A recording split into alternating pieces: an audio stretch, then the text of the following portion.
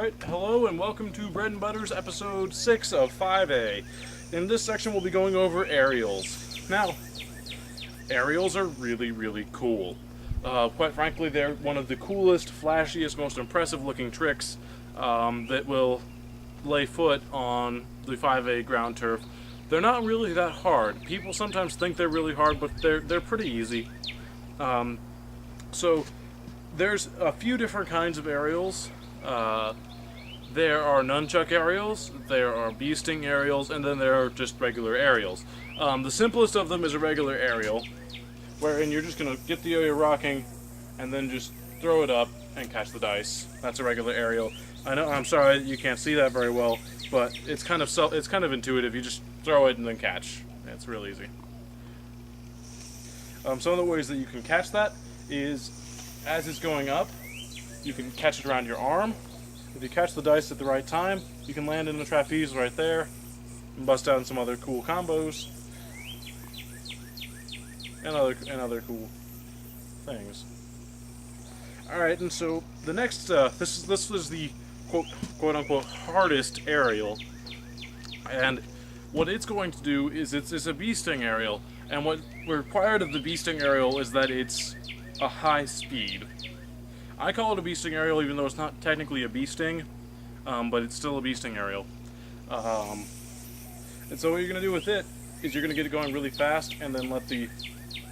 Alright, so the name of the game for the bee sting aerial is speed and momentum. You have to have it going, you have to have the dice going fast enough to have enough force to keep the yo-yo hovering in the air for at least half a second. If you're doing a normal stack trapeze dismount, and then you're letting, if you see any slack in the string at all, and you're not feeling it forcing you up, it's not going to be able to do the aerial at all. And so what you're going to have to do to practice it, when you do it the first time, if you're having any slack in the string, or it's not pulling up, is you're going to have to first practice doing this real quick, and then just changing fingers without stopping.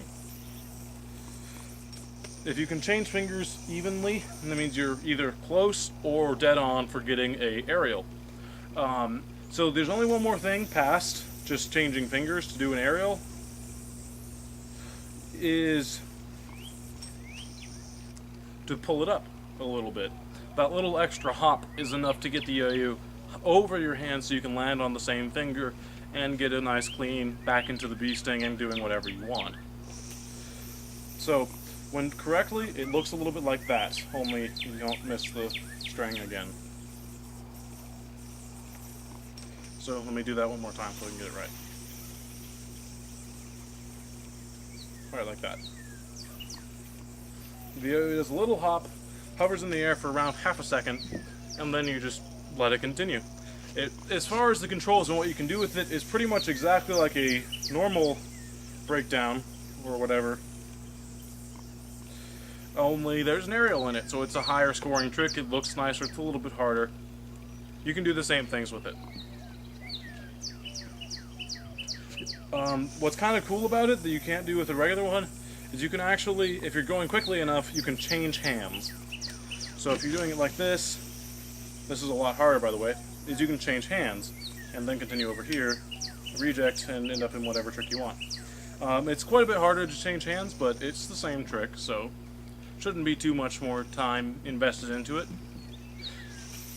And it looks even cooler. Boom. Oops. Ah. Alright.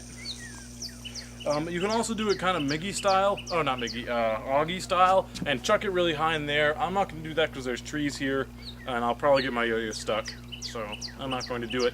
It's the same exact trick. You're just going to throw it higher, and then throw it so it's the right height for it to do 2 rotations instead of just 1 in the air. I'll tack on a little clip of me doing that later on. Okay, and then the last kind of aerial is... which one was I going to do? I'll say... oh yeah, the nunchuck aerial. The nunchuck aerial is, it's something, I forget what Miggy calls it, but he does it, and it's very close to a nunchuck. And it comes over, like, something like, wait, how does he do it? Oh yeah, he comes out like this. He ends up in this right here, drops it, and then chucks the aerial over. And so again, what an aerial actually is, anytime when the yo-yo is completely out, you can also do an aerial like this into a mount. Actually, let's do a better one. And ending up in whatever. And so I actually forgot. There's a fourth kind of aerial that I didn't mention that's kind of important, and it's a Tangler aerial.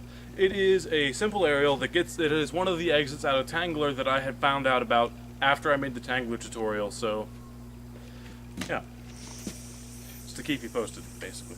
All right, and so what you're gonna do with it is from a one-handed Tangler, you're just gonna wait until the yo-yo at any real point, just kind of hop it into the air, and it should go straight up, and the force should, if I come up straight up, and it should bounce out and then stop and fall back down.